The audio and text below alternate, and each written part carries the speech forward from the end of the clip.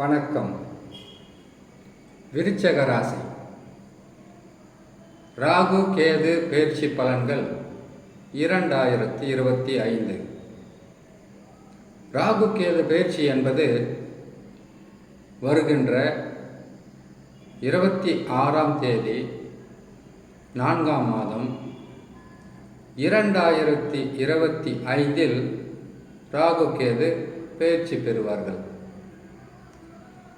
அப்படி பெயர்ச்சி பெறும்போது விருச்சக ராசிக்காரர்களான உங்களுக்கு உங்கள் ராசிக்கு 4ஆம் ராசியில் ராகு பகவானும் உங்கள் ராசிக்கு 10ஆம் ராசியில் கேது பகவானும் அமர்ந்து 1.5 ஆண்டு காலம், அதாவது 18 மாதம் பலன்களை தர இருக்கிறார்கள். இதில் விருச்சக ராசிக்காரர்களுக்கு சாதகமான பலன்களாக இருக்குமா, இல்லை பாதகமான பலன்களாக இருக்குமா என்பதை சிறு விளக்கமாகவே பார்த்துவிடலாம். விருச்சக ராசி செவ்வாய் பகவானின் ஆதிக்கம் நிறைந்த ராசி. உங்கள் ராசி அதிபதி செவ்வாய் பகவானாக இருந்தாலும் உங்களுக்கு இந்த 2025 4ஆம் ராசியில் அமரக்கூடிய சர்ப்பகிரகம், சாயாகிரகம், கரும்பாம்பு, செம்பாம்பு, ராகு கேது என்றெல்லாம் ஜோதிடத்தில் சொல்லப்பட்டிருக்கும் இந்த ராகு கேதுக்கள் 4ஆம் இடத்தில் ராகு பகவானும் 10ஆம் இடத்தில் கேது பகவானும், 5ஆம் இடத்தில் ராகு, 11ஆம் இடத்தில் கேது மிகவும் வலிமையாக இருந்து உங்களுக்கு நற்பலன்களை கொடுத்திருப்பார்கள். கொடுப்பதற்கு கேது பகவான் மிகவும் நல்ல இடத்தில் அமர்ந்திருந்தார். 11ஆம் இடம் என்பது உபஜயஸ்தானம். அது மட்டுமில்லாமல் லாபஸ்தானம்.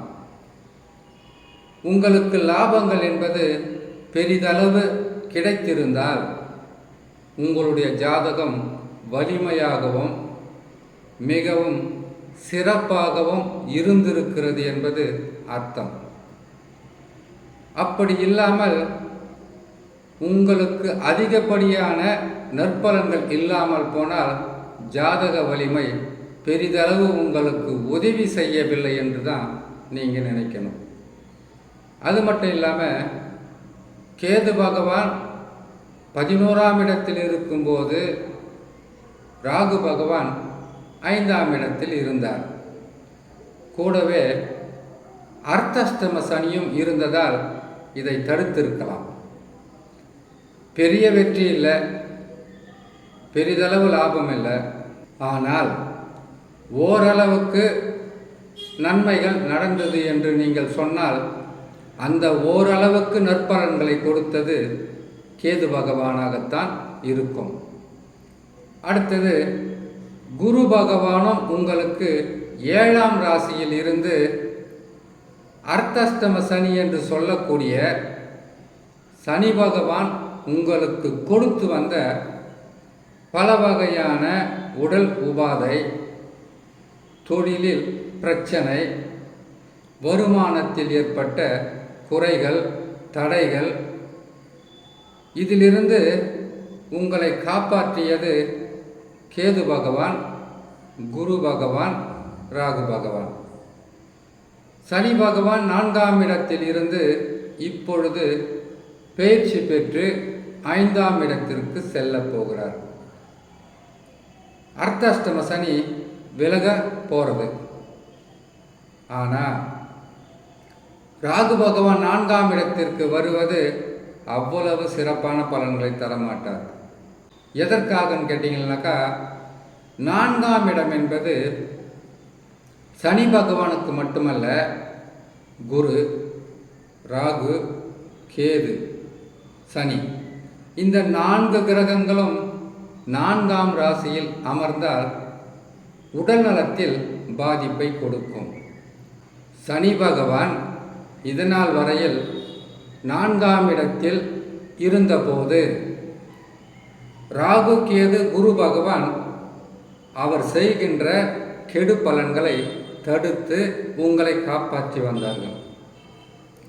இப்போ ராகு பகவான் 4ஆம் இடத்திற்கு வரார். சனி பகவான் 5ஆம் இடத்திற்கு போக போறார். இதில் எந்த விதமான பெரிதளவு பாதகம் எதுவும் இருக்காது. பாதகம் என்பது 4ல் இருந்த சனி பகவான் 5ஆம் இடத்திற்கு போவது, 5ஆம் இடத்தில் இருந்த ராகு 4ஆம் இடத்திற்கு வருவதால் 5ல் இருக்கக்கூடிய பேச்சு பெற்று அமரக்கூடிய சனி பகவான் ராகு பகவான் உடல் நலத்தில், வருமானத்தில், தொழிலில் செய்கின்ற அனைத்து வகையான செயல்களிலும் பிரச்சனைகள் வந்தால் சனி பகவான் காப்பாற்றிடுவார். ஏன்னு கேட்டீங்கன்னாக்கா, பூர்வ புண்ணிய ஸ்தானம் என்று சொல்லக்கூடிய 5ஆம் பாவத்தில் சனி பகவான் அமரும்போது ராகு பகவான் பெரிதளவு கெடு பலன்களை தந்துவிட முடியாது. அடுத்ததாக கேது பகவான் 10ஆம் இடத்திற்கு சிம்ம ராசியில் அமருவது. சிம்ம ராசியில் உங்கள் ராசிக்கு 10ஆம் ராசி, அந்த ராசியில் கேது பகவான் அமர்ந்தால் கெடு பலன்களாக இருக்குமா நற்பலன்களாக இருக்குமா என்பது தான் இப்போ இருக்கக்கூடிய கேள்வியே. 10லே கேது பகவான் அமரும்போது தொழிலில் மாற்றங்கள் இருக்கும், தொழிலில் சில பிரச்சனைகள் இருக்கும். வியாபாரம் செய்கிறவங்களாக இருந்தால் வியாபாரத்தில் பிரச்சனைன்னா என்ன? போட்டி, போராமை, உங்களுக்கு எதிரிகளை உருவாக்குவது, எதிர்ப்புகள் அதிகமாவது. அப்படி போட்டி போராமை எதிர்ப்புகள் செய்கிற தொழிலையும் வியாபாரத்திலையும், எந்த தொழில் செய்தாலும் அந்த தொழில் அப்படி ஒரு போட்டி போராமை வரும்போது இந்த தொழிலை செய்யலாமா இல்லை வேணாமா, இந்த தொழிலை விட்டுட்டு வேறு எந்த தொழிலாவது செய்யலாமா என்கின்ற எண்ணங்கள் தோன்றும். ஆனால் தொழிலை விட்டுட்டு போயிடவே முடியாது. அப்படி ஒரு விரக்தியும் மனக்குழப்பமும் தொழில் செய்யலாமா வேணாமா என்கின்ற ஒரு மன கஷ்டத்தை கொடுக்கக்கூடிய சூழ்நிலை தான். ஆனால் இது கேது பகவான் 10ஆம் இடத்தில் இருக்கும் 1.5 ஆண்டு காலம் இதை செய்வாரா என்றால் செய்ய மாட்டார். காரணம் என்னன்னு கேட்டீங்கன்னாக்கா, எந்த கிரகமாக இருந்தாலும் நற்பலன்களை தருவதாக இருந்தாலும் கெடு பலன்களை தருவதாக இருந்தாலும் ஆரம்பத்தில் பயிற்சி பெறுறாங்க இல்லையா, அந்த பயிற்சி பெறும்போது ஆரம்பத்தில் கடுமை காட்டுவார்கள். அதற்கு பிறகு மெல்ல மெல்ல அந்த கோபங்கள் குறைந்து அதற்கு பிறகு நற்பலன்களை செய்ய ஆரம்பிச்சிடுவாங்க. இந்த மாதிரி நேரத்தில் தான் ஜாதகத்தில் தசா வலிமையாக இருக்கணும். தசான்னா என்ன என்பது ஒவ்வொரு பதிவிலும் தெளிவாக நான் சொல்லியிருக்கேன், இப்போவும் சொல்லிடுறேன். உங்களுடைய ராசி விருச்சக ராசி. விருச்சக ராசியில் இருப்பதோ விசாகம், அனுஷம், கேட்டை, இதுதானே உங்கள் நட்சத்திரம். இப்போ ராசி விருச்சக ராசி தான், நட்சத்திரம் 3 நட்சத்திரம். ஆனால் லக்னம் வேற ஒன்றாக இருக்கும், லக்னம் வேற ஒன்றா இருக்கும். ஒரு விருச்சக ராசிக்காரங்களுக்கு லக்னமும் ராசியும் விருச்சகமாகவே இருக்கும். அது பல 100 பேருக்கெல்லாம் இருக்காது.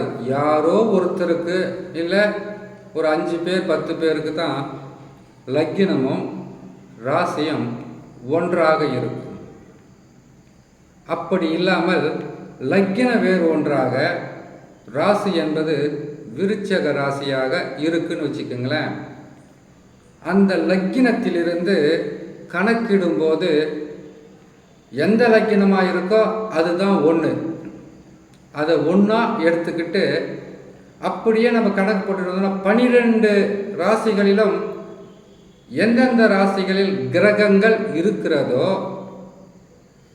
அந்த கிரகங்களுடைய தசாவைத்தான் ராசி என்கின்ற விசாகம், அனுஷம், கேட்டை நட்சத்திரங்கள் அந்த தசாவை நமக்கு பலனாக கொடுக்கும். இப்போ விசாக நட்சத்திரம்னா என்ன? ஆரம்ப தசா குரு தசா, அதற்கு பிறகு சனி தசா வர இல்லையா, அதற்கப்புறம் புதன் தசா வர இல்லையா. அந்த தசாவை என்ன நடக்கிறது, என்ன நடக்க போகிறது, இதுக்கு முன்னாடி என்ன நடந்தது, இப்போ என்ன நடக்க போகிறது, அடுத்தது என்ன நடக்க இருக்குது என்பதை மிகவும் தெளிவாக நமக்கு எடுத்து சொல்லக்கூடியது தான் தசா ராசி நட்சத்திரம். நிறைய பேர் ஜோதிடத்தை சொல்லுவாங்க, இன்னும் ஒரு 6 மாதம் பொறுமையாக இருங்க, தசா மாறிடுது, ரொம்ப நல்லா வர போகிறேன்,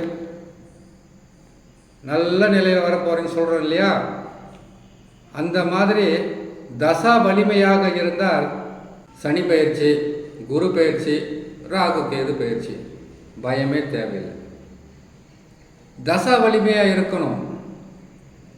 இதே மாதிரி தான் விசாக நட்சத்திரமாக இருந்தாலும் இப்படித்தான், அனுச நட்சத்திரமாக இருந்தாலும் இப்படித்தான், கேட்டை நட்சத்திரமாக இருந்தாலும் இப்படித்தான் பலன்களை நாம் தெரிஞ்சுக்கிறது. குரு சனி ராகு கேது மட்டும் பயிற்சி ஆயிட்டா வாழ்க்கையில் வளர்ச்சியும் வெற்றியும் சந்தோஷமும் கிடைக்கிறது கிடையாது. குரு சனி ராகு கேது நல்ல இடத்துல இருந்தால் அந்த தசாவோடு இணைந்து இவங்களும் நற்பலன்களை அள்ளி கொடுப்பாங்க. சரி, ஒருவேளை குரு சனி ராகு கேது கெட்ட இடத்துல வந்துட்டாங்க. இப்போ ராகு கெட்ட இடம்தான். இவ்வளோ நாளாக சனி பகவான் அர்த்தாஷ்டம சனியாக இருந்தார். இப்போ ராகு வந்து அந்த இடத்துல அமர போகிறார். கேது வந்து 10ஆம் இடத்துக்கு போக போகிறார். இது 2025 குருவும் 8ஆம் இடத்துக்கு போக போகிறார். 4 கிரகங்களில் சனி பகவான் மட்டும் நல்ல இடத்துல இருக்கிறார். இந்த 4 கிரகங்களும் கெட்ட இடத்துல கூட இருக்கட்டும், தசா நல்லா இருக்கான்னு பாருங்க. அது நல்லா இருந்தால் தான், அது எதுக்கு நல்லா இருக்கணும் அப்படின்னு சொல்கிறோன்னு கேட்டிங்கன்னாக்கா, அந்த தசா நல்ல நிலையில் இருந்தால், இப்போது ராகு பகவான் 4ஆம் இடத்துல, குரு 8ல், கேது 10ல், இந்த 3 கிரகங்களும் கெடு பலன்கள் தரும் இல்லையா. அந்த கெடு பலன்களை உங்களை பெருசாக பாதிக்காத அளவுக்கு தடுத்து உங்களை காப்பாற்றிடும். ஜோதிடர்கள் மேலே நீங்கள் குறை சொல்ல வேண்டிய அவசியமே இருக்காது. பலன்கள் ரொம்ப தப்பாக சொல்கிறாங்க, மனசு கஷ்டமாக இருக்குன்றதெல்லாம் உங்களுக்கு ஒரு மன கஷ்டம் வருது இல்லையா.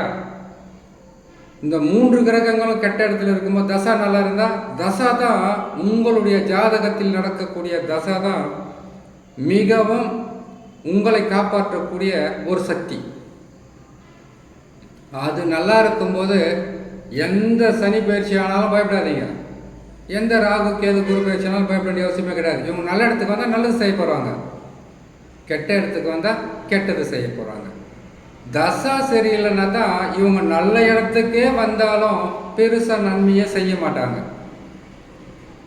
கெட்ட இடத்துக்கு வரும்போது மட்டும் அதிகப்படியான தொல்லைகளையும் கஷ்டங்களையும், பொருள் இழப்பு, உறவு சிக்கல், பல வகையான சோகங்களும் இழப்புகளும் துன்பங்களும் கொடுத்துறது தசாவும் சரியில்லாமல் போனாதான். தசா நல்லா இருக்கிறவங்க பயப்பட வேண்டிய அவசியமே இல்லை.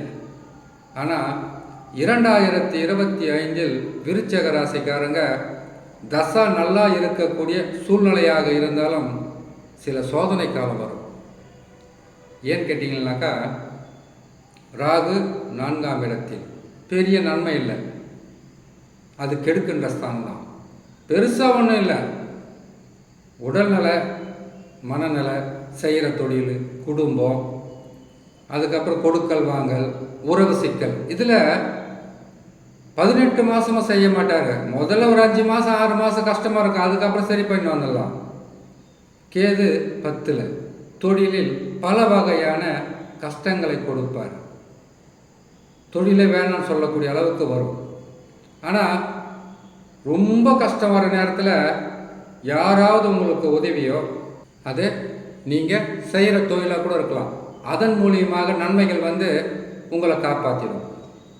ஆனால் இந்த 2025 குரு பகவான் 8க்கு போகிறார் பார்த்தீங்களா? குரு பயிற்சி பற்றி தனியாக போகிறோம். குரு பகவான் 8ஆம் இடத்திற்கு போகிறது தான் மிக மிக ஜாக்கிரதையாக இருக்கணும் விருச்சிக ராசிக்காரங்க. ஏன்னு கேட்டிங்கனாக்கா, குரு பகவான் ஒரு சாதாரண கிரகமே கிடையாது.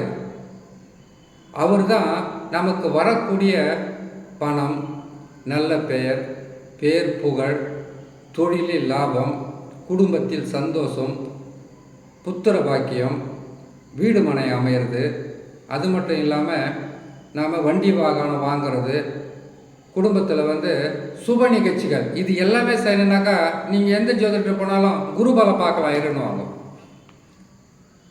அதுவும் விருச்சிக ராசியான உங்களுக்கு குரு பகவான் யோக அதிபதி. அந்த யோக அதிபதி விருச்சிக ராசிக்கு மட்டும் இல்லை, 12 ராசி எந்த ராசியாக இருந்தாலும் குரு பகவான் 8க்கு போகிறது தான் ரொம்ப கஷ்டம். அதுவும் ஒரு வருஷம் பூரா கஷ்ட பலன்களை கொடுக்க மாட்டார். 5 மாதம் 6 மாதம் அதை தாக்கு பிடிச்சாவே போதுமானது விருச்சிக ராசிக்காரங்க. ஒரு 5 மாதம் பொறுமையாக இருங்களேன். அவர் மே மாதம் 11ஆம் தேதி பயிற்சி ஆகிறார். அதிலிருந்து நீங்கள் எப்படி வேணாலும் பாருங்கள், 5 இல்லை 6 மாதம் மட்டும் உங்களை நீங்கள் தைரியத்துடன் இந்த 5-6 மாதம் நம்ம கடந்து வந்தாவே போதும். அது தெரியாமல் இருந்தால் தான் என்ன நடக்குது ஏது நடக்குதுன்னு தெரியல, திடீர்னு வீழ்ச்சி ஆகுது, பொருளாதார கஷ்டமாக இருக்குது, உடல் நலத்தில் பாதிப்பாக இருக்குது, குடும்பத்தில் சிக்கலாக இருக்குது, தொழில் வந்து ரொம்ப படு மோசமாக இருக்குது அப்படின்றது தெரியாமல் இருந்தால் தான் 8ஆம் இடத்தில் இருக்கக்கூடிய குரு பகவான் தொல்லையை கொடுத்துருவார், 10ல் இருக்கக்கூடிய கேது பகவான் தொல்லையை கொடுப்பார், 4ஆம் இடத்தில் இருக்கக்கூடிய ராகு பகவான் கஷ்டத்தை கொடுத்துருவார். இதுதான் உங்களுக்கு தெரியுது. இப்போ சொல்லிடுறோம் இல்லையா, 8ஆம் இடம் பாதகம். பாதகம் என்பது கொஞ்சம் கஷ்டம் அதிகமாக இருக்கும். தசா நல்லா இருந்தால் பெருசாக கஷ்டம் இருக்காது, கஷ்டம் மட்டும் இருக்கும், அது விலைக்கு போயிடும். சரி, அதிகமாக கூட தொல்லைகள் இருக்கட்டும், கஷ்டங்கள் இருக்கட்டும், உங்களால் ஒரு 6 மாதம் தாக்கு பிடிக்க முடியும். முயற்சி செய்தால் முடியாதது எதுவுமே இல்லை. ஒரு 6 மாதம் மட்டும் இருங்க, அதுக்கப்புறம் பெருசாக தொல்லைகள் எல்லாம் இருக்காது. குரு பகவான் பயிற்சி பெறுவார். ராகு கேது பயிற்சி முடிஞ்ச உடனே குரு பகவான் பயிற்சி பெறுவார். பயிற்சி பெற்ற உடனே அவர் 5 மாதம் இல்லை 6 மாதம் மட்டும் வக்கரம் பெற்றுவார், இல்லை அதிசாரம் பெற்று முன்னாடி போயிடுவார். அப்படி போனாக்கா ராகு கேது தரக்கூடிய பாதகம் எதுவாக இருந்தாலும் விலகி போயிடும். வாழ்க்கையில் வந்து விருச்சிக ராசிக்காரங்க பாருங்கள், ஆரம்ப காலத்திலிருந்து உங்கள் புத்தி தெரிஞ்ச காலத்திலிருந்து ஏதாவது ஒரு குறையும், மன வேதனையும், ஆசைகள் முழுசாக நிறைவேறாத சில பிரச்சனைகளை எப்பவுமே நீங்கள் தாண்டி போய்கிட்டே இருப்பீங்க. எவ்வளவோ பார்த்துட்டீங்க, இதை சந்திக்க மாட்டீங்களா? கொஞ்சம் பொறுமையாக இருங்க. இதுக்கும் சில பரிகாரங்கள் இருக்குது, இதுக்கும் சில பரிகாரங்கள் இருக்குது. ராகு பகவான் சரியில்லை. செவ்வாய்க்கிழமை தோறும் மாலை நேரத்தில் வரக்கூடிய 3-4 ராகு காலத்தில் போயிட்டு துர்க்கை அம்மனை வணங்கி வலம் வரணும். பலன்கள் அப்படியே நற்பலன்களாக கிடைக்கும். கேது பகவான் தொழிலில் சில பிரச்சனைகளை கொடுப்பார். அதனால் ஞாயிற்றுக்கிழமை தோறும் பிள்ளையாரை வணங்கி வந்தால் போதும். குரு பகவான் 8ல் மறைவது சில பிரச்சனைகள் வரும். அதற்கு குரு தட்சிணாமூர்த்தியை வணங்குறதும், நீங்கள் குலதெய்வம் இஷ்ட தெய்வ வழிபாடுன்னு ஒரு 5 மாதம் 6 மாதம் தாக்கு பிடிங்களேன், அது கூட தசா சரியில்லாதவங்க தான். தசா நல்லா இருந்தால் பயப்பட வேண்டிய அவசியமே கிடையாது. இதை செய்து வந்தாலே போதுமானது. ராகு தருகின்ற கெடுபலன்களாக இருந்தாலும், கேது தருகின்ற கெடுபலன்களாக இருந்தாலும், எந்த கிரகங்கள் கொடுத்தாலும் தசா வலிமையாக இருந்தால் பயம் தேவையில்லை. தசா நல்லா இருக்கா, நீங்கள் செய்ய வேண்டியது பொறுமையாக இருந்து இறை வழிபாடு, குலதெய்வ வழிபாடு செய்துக்கிட்டு இருந்தாவே போதும். அந்த மாதமும் கடந்து போகும், உங்களுக்கு நற்பலன்களும் நடக்க ஆரம்பித்து விடும் என்று சொல்லி இன்னொரு நல்ல பதிவில் உங்களை நான் சந்திக்கிறேன். நன்றி, வணக்கம்.